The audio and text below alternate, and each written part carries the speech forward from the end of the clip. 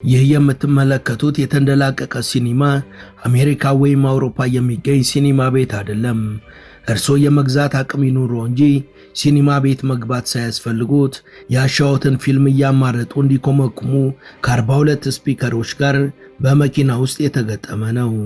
ምስጋና የአውቶሞቲቭ ኢንዱስትሪውን አብዮት በማቀጣጠልና አዳዲስ ታሪኮችን መጻፍ ለተካነው ለመርቸዲስ ቤንዝ ይድረስና አስደናቂው ነገር በመኪና ውስጥ ይህን ያክል ስክሪን መገጠሙ ብቻ አይደለም።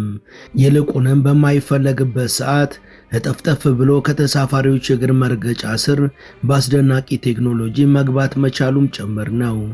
ይህ መኪና በአንድ ጊዜ ቻርጅ ከ600 ኪሎ ሜትር በላይ የሚጓዝ ሲሆን ቻርጅ ሲጨርስም በፀሐይ ብርሃን ቻርጅ እያደረገ ይጓዛል።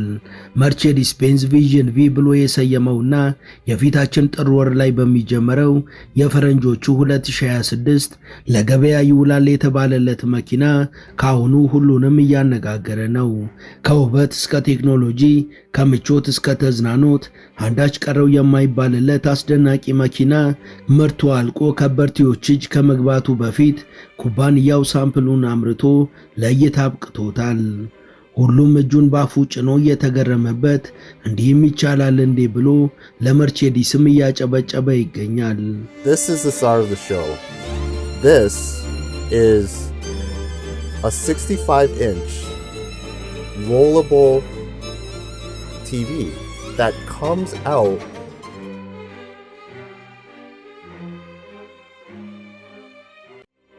ሙሉ ታሪኩን በመሿለኪያ ቲዩብ ያገኙታል።